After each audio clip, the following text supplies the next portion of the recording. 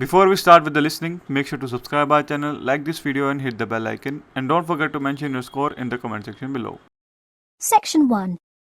You will hear a woman calling the London Police Department to report a robbery. First, you have some time to look at questions 1 to 4.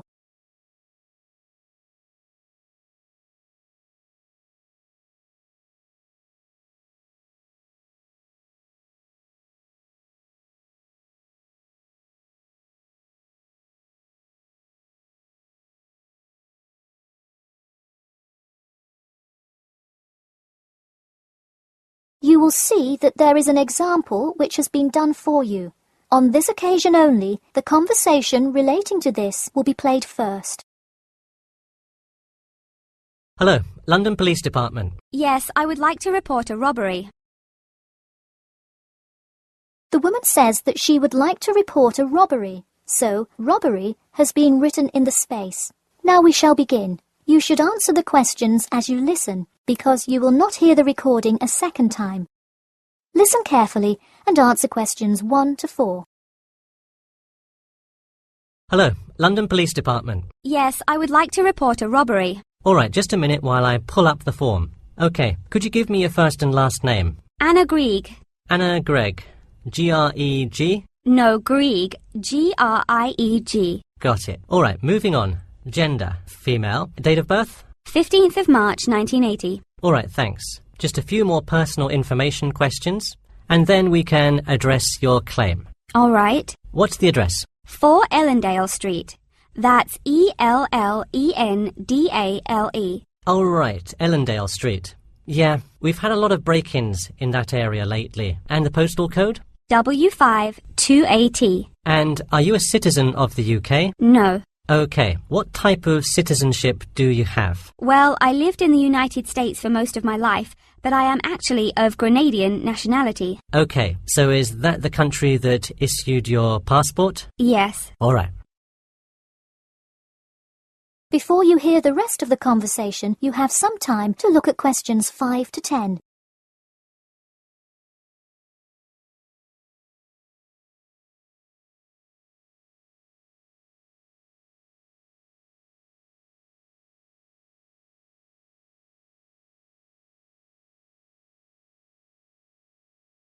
Now listen and answer questions 5 to 10.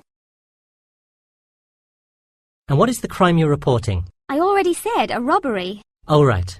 Sorry, this is about the 100th robbery report I filled out today. Have you had any prior break-ins? In the building or just my flat? The unit below mine got broken into last year. No, just your flat. Oh, then no, not here. All right, let's see here. Can you think of anything that was out of the ordinary around your building, or anyone who may have had reason to do this? No, it seemed like just a normal evening. I didn't see anyone suspicious and can't think of anyone that would target me specifically. How long has this been your place of residence? Let me think. I moved in on February 1st and it's October, so it's been about 8 months already. Wow, time flies. And that is just for Ellendale, yeah? Yes, I have lived in the UK for just over 1 year. I see. Can you give me the first and last names of all members of the household? Actually, I live alone. Okay, so no other occupants. And can you give me a brief account of what happened? I left to go to a dinner party at 6 p.m. and when I returned at 11, I found the place ransacked and a lot of my things gone. Any sign of forced entry? Yes, the back door was wide open and it looked like someone used a crowbar to force it open. I see. And just to be clear, was the door locked when you left? Of course. Hey,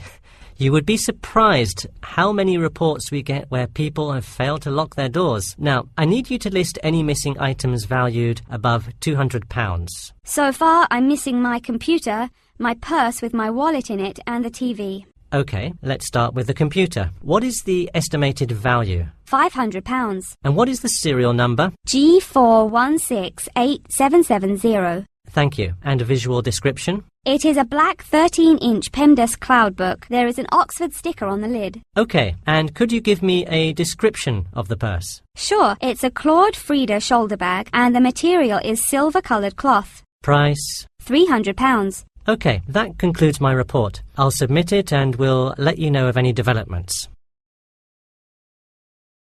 That is the end of section 1.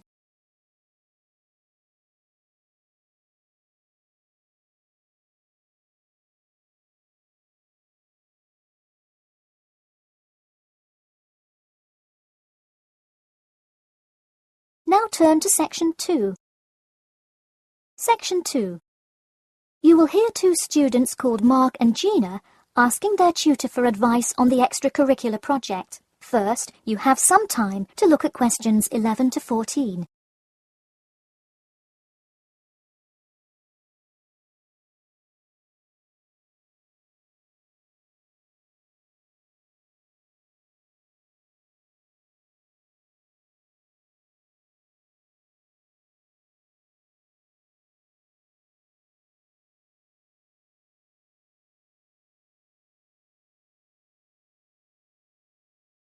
Now listen carefully and answer questions 11 to 14. Hi Mark. Hi Gina. What can I help you with? So we were hoping you could help us with this extracurricular project. Sure. What is the topic? Attending business school. This sounds like a great idea. So you're going to explain the requirements for getting into business school? Not exactly. It will be more broadly about the experience, the academics, accommodation, and social experience that comes with being part of the business school. I see. So would your audience be the general public? Well, we would probably want more to focus on members of the institution. We would especially like to reach individual applicants to the business school. I see. Now, what form will this information be? You could give a talk to all the summer courses. All you'd need is permission from the course director. Or you could pass out information outside the student union. Those are both good ideas. What about sending out pamphlets in the mail? Most college students never check their mail. Maybe you could make a video and show it on campus. That's a great idea. We'll do the video. Great. And as members of the business school, do you have an incentive to attract new students? If so, this idea is a great way to do that. No, the idea actually came about because of how much students like us worry about their studies. Yeah, when I got into business school, there were a lot of things I had not prepared for, so the video would cover a lot of things Mark and I wish we had known upon entering business school. Right. Before you hear the rest of the talk, you have some time to look at questions 15 to 20.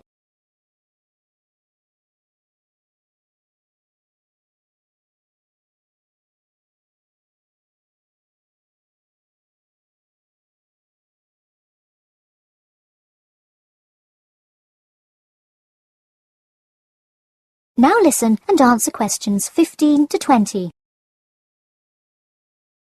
What would you talk about first? The first and probably most important section would be academics. Good idea. So, would you provide guidance on what courses to take? We want to focus especially on the approaches professors take, their teaching methods. It is far different than what students are used to in high school and even in liberal arts college. Good idea. And how long do you think you would spend explaining academics? We'll probably spend 7 minutes on it. We also have some ideas for talking about housing, food options and stuff like that. We're not really sure how to tie it all together though. I think it would be suitable to title that section Accommodation. What do you think? That could work. We'll definitely describe the different dining options at the cafeteria and then walk students through flats and the grueling process of finding one near the business school campus. Okay, so we would cover specifics on the cafeteria as well as flats. I think those are both helpful. We could spend about 6 minutes on accommodation and be sure to touch on those specifically. Great. Is there anything else you would talk about? We definitely want to go over the social aspect of attending school here. Of course. I think it's good to have a little fun once in a while when you're working so hard in school. I think we are going to introduce new students to the disco that so many upper-class men know and love. Maybe we'll include a few other places too, but that's the main one. We're also going to invite students to the international evening taking place in the first week of school as a great chance for our large international student population to meet a lot of other new students. It can definitely be hard to meet people as an international student. I think that is a great idea. You may want to spend slightly longer on this section than the other two. How about 8 minutes? That sounds reasonable. So overall, the introduction should take 3 minutes and then the conclusion should take 4, giving us a total of 28 minutes. I wouldn't rush your introduction. Maybe give it between 4 and 6 minutes. The conclusion, though, can be shorter since it's just a quick refresher of each of the topics. Give that not more than 2 minutes. Okay, so in total, The video should take about the same time, just more intro and less conclusion. Precisely. All right, we're going to get to work on our video. Thanks for your help. That is the end of section 2. You now have half a minute to check your answers.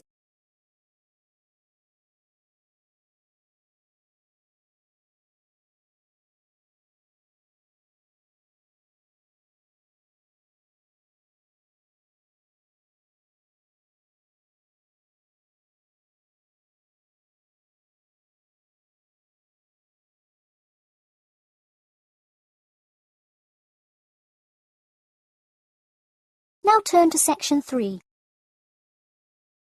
Section 3. You will hear a student called John talking to his classmate Danny about the details of his research project. First, you have some time to look at questions 21 to 26.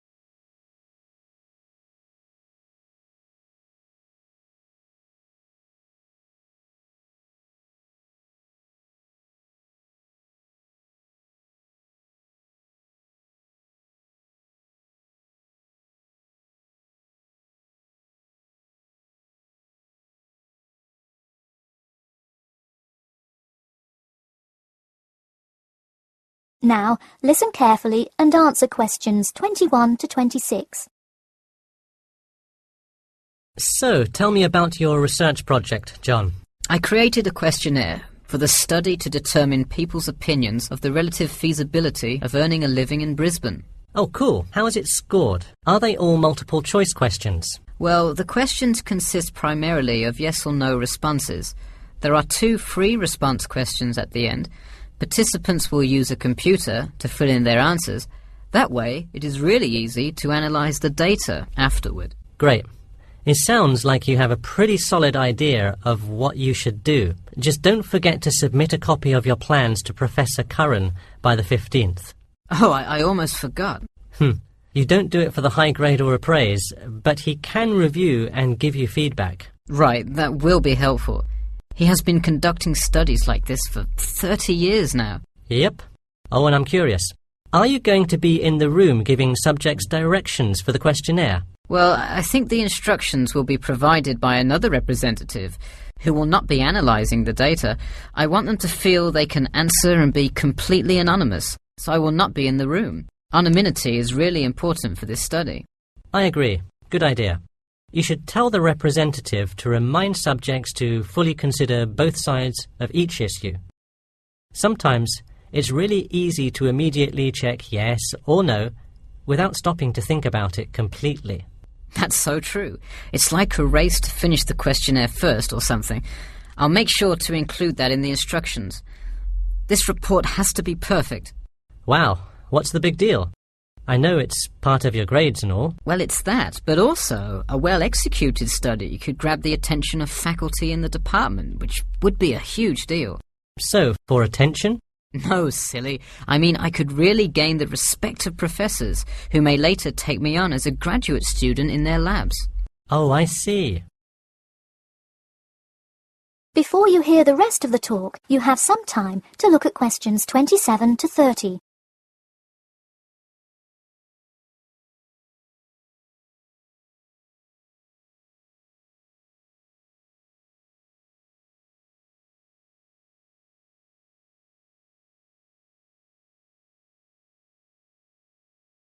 Now, listen carefully and answer questions 27 to 30. Let me take a look at the survey.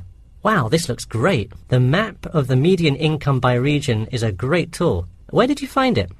Oh, thanks. I read a lot of sources and just noticed this one in a small psychology journal called Modern Psychology. It's more helpful than the photo I added, but I think the photo is just so interesting.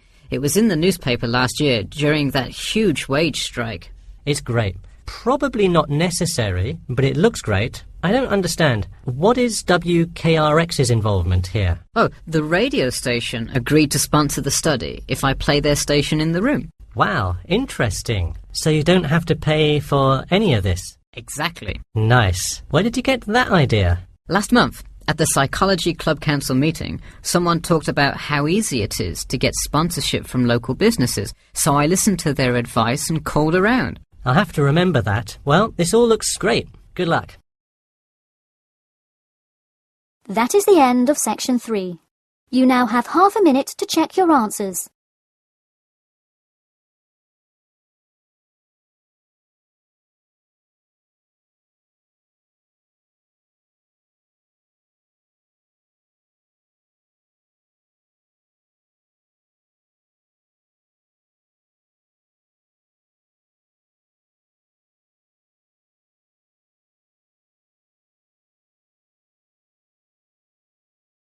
Now turn to section 4. Section 4. You will hear the beginning of a lecture about the Pleasanton Town Market. First, you have some time to look at questions 31 to 40.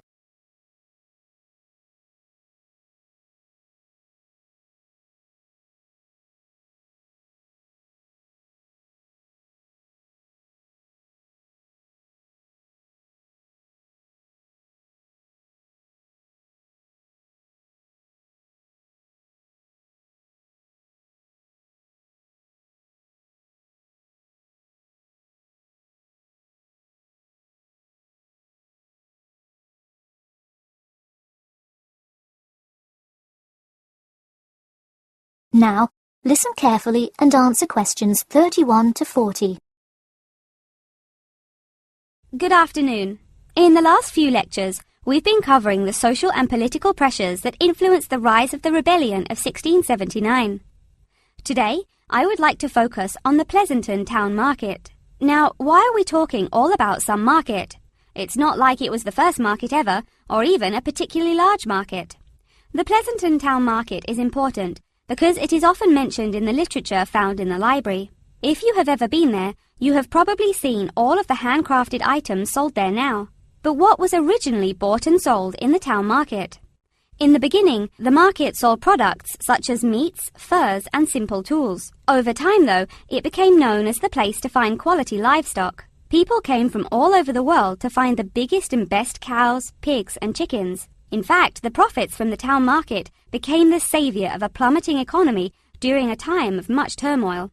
Not to be confused with the Reconstruction era, a period of rapid development came about in the 1660s as a result of the market's vendors contributing their profits to building up much-needed public facilities and defense, which would later make a huge impact on the outcome of the war. For many years, the market flourished and began to draw in large tourism crowds in addition to the throngs of livestock customers. However, as revolutions in farming came about, more people moved to farms far from the city centre. Customers grew more and more reluctant to travel all the way to the town centre for their meats, when they could easily choose to buy from local farmers near them for a fraction of the price. With such a fall in the profits of the town's major profit generator, some quality town planning was needed. In the mayoral election of 1668, a young man of little fame just barely claimed the popular vote. None other than the now legendary John C. Wiley. Wiley's first decision as mayor of Pleasanton was to deal with the quickly failing town market. The building with the large clock was a landmark that had symbolized growth in Pleasanton for a generation. Wiley decided to use the notoriety of the town market to set an example. During the historical Rotterdam Rebellion, Wiley gave all those involved lifetime prison sentences in the very same building. It stayed a prison for about 50 more years until they transported all remaining prisoners to other facilities and turned it into the historical monument today. Now that you know the basics of the history of the Pleasanton Town Market, I will introduce your next group project. I want you to make a short film based on the real historical events that occurred in Pleasanton before and during the uprising. I will give you some class time to look through the library's reference section, but you will be responsible for conducting further research outside of class. I suggest starting by looking for information on the market itself. You'll find plenty of information. In fact, some students complained there is actually too much information on it. On your own time, you could find family members of old war veterans to conduct interviews. Sometimes they provide wonderful insight that you wouldn't find in proper history books. But be careful, an interview that is riddled with bias is useless. I myself have some very old photographs here that you are welcome to take a look at for some inspiration. I'm lucky enough to own this one of Jim Wiley himself. Very interesting to see, but does not provide enough information to add much to your film. Feel free to take this film into whatever direction you choose. You could even do a crime thriller based on real outlaws. All you would have to do is look through the newspaper archives in the crime section during that time period. Try to get as much detail as you can, but you may end up having to draw your own conclusions. Okay, that's enough from me. So let's go on to... That is the end of section 4. You now have half a minute to check your answers.